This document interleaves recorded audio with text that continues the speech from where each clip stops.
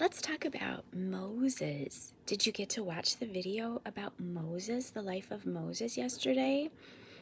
Did you see the part where he was a baby? And then remember the princess took him to his mama to take care of him. Now, when Moses got to be a certain age, then where did he live? He lived in the palace and he learned all the ways of the king. Isn't that interesting? Well, Moses left the palace. Do you remember why? Yeah, he had to flee or run away because he hurt somebody because he saw them hurting somebody else, and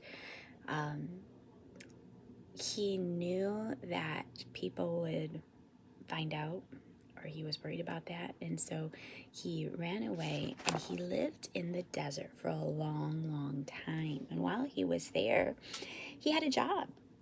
He kept sheep. Now, do you remember some other people that have kept sheep?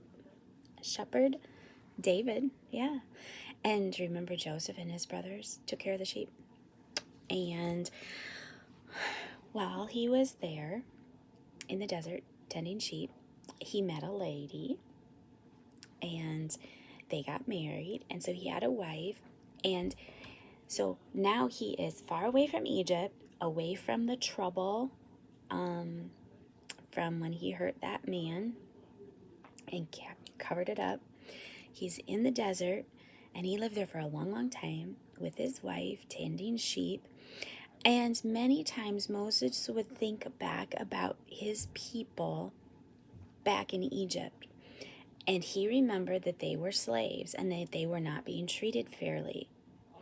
And they were being hurt. And he remembered how unfair that was.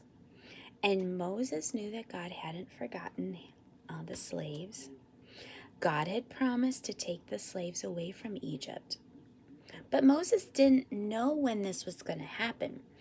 Boys and girls, there's a lot of things that we know that God says he will do. We just don't know when. So Moses, he didn't know if God was going to have him be a part of that plan to help get the slaves away from that cruel King Pharaoh.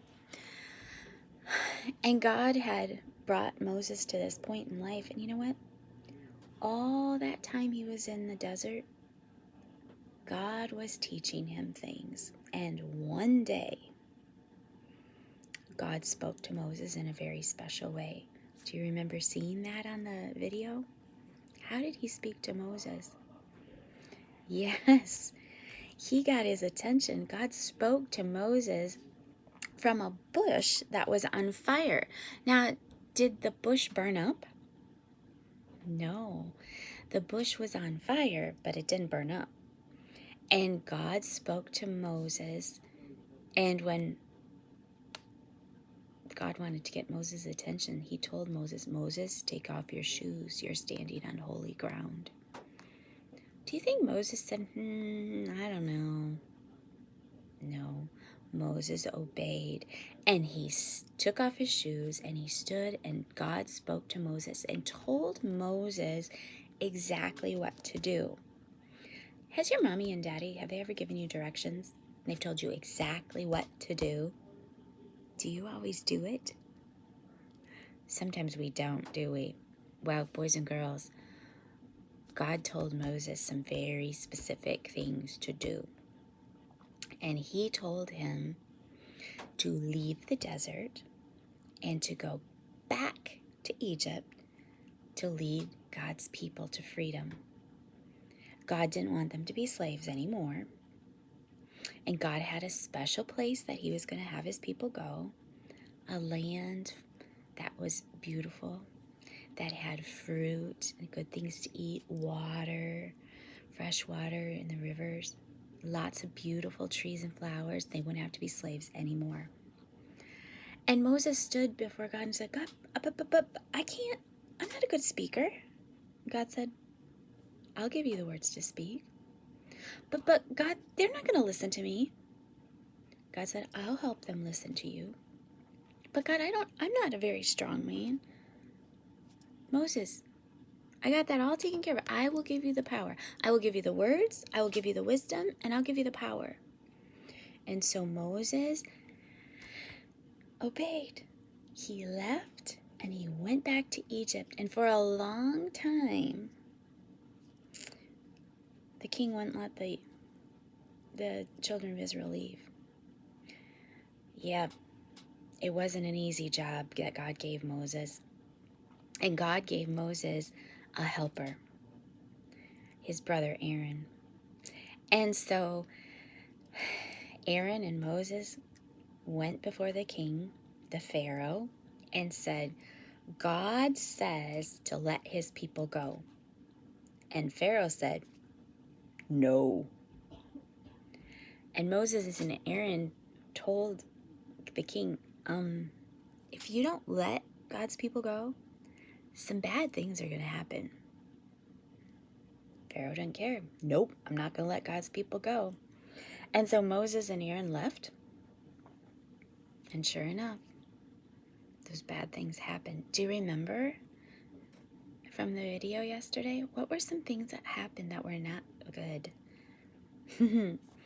Well, God performed some miracles. He told Moses to touch the water with his staff. And when he did that, all the water turned to blood. Ooh, there was no drinking water. It was yucky, smelly. And God told Moses, I'm going to send these plagues, these bad things to happen, and Pharaoh will let my people go. And Moses said, I don't know. But he obeyed, and he watched Pharaoh change his mind. But it took several plagues to do that. The water turned to blood. Another day there were frogs everywhere. There were flies. There were lice that made people itch. There were locusts like grasshoppers that came and ate up everything. Another time there was darkness. Even during the day. Another time there were boils, blisters that covered people's bodies, and it hurt. Then there was another time where it hailed, stormed, and the hail beat down all the crops. Another day, all their livestock died. Boys and girls, it was a terrible time in Egypt. And still, Moses and Aaron would go to stand before Pharaoh and say, let God's people go. And Pharaoh would say no. And God would send another plague. Finally, Pharaoh said, okay. But you know what happened to do that? The firstborn in every family died. It was sad. And the children of Israel, they could hear the Egyptian families crying. And Pharaoh finally said, get out of here. Go. And so Moses had told the people, it's time to go. Be ready. And now it was time to go. And Moses led God's people out of Egypt. And things were going great. And then they ran into some water. Boys and girls, it wasn't a little river. It was a big body of water called the Red Sea. They didn't have any boats. There were millions of people in that group. Their animals, their babies, their grandmas and grandpas, everybody. And the people looked at Moses and said, really? You let us out here to die? And then to make matters worse, they heard the Egyptians were coming after them. Pharaoh had changed his mind.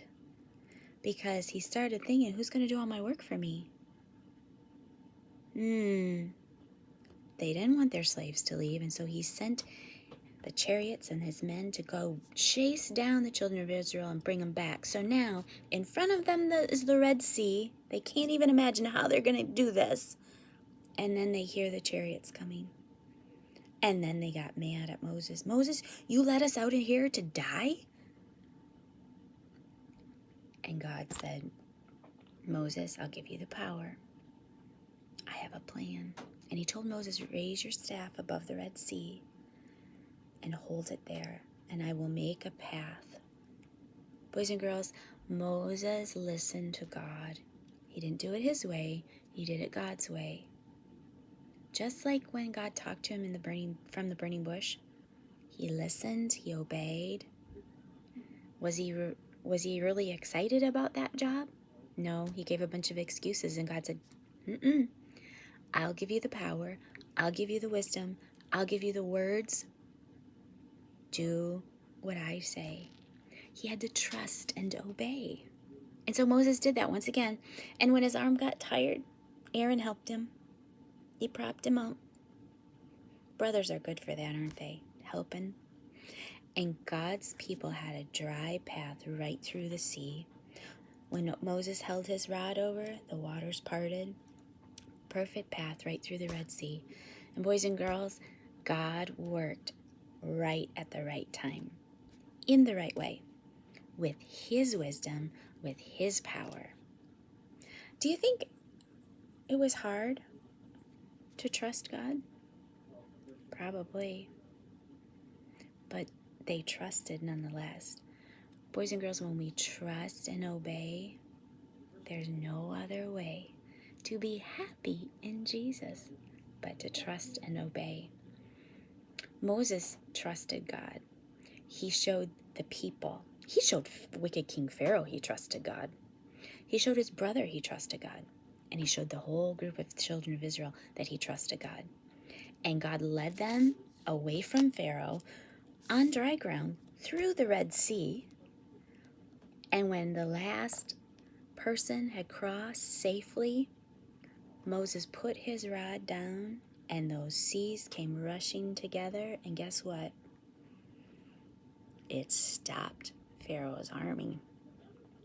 Yeah, a lot of people drown, but God protected his people, his way. And God used Moses for a long, long time after that. You know what?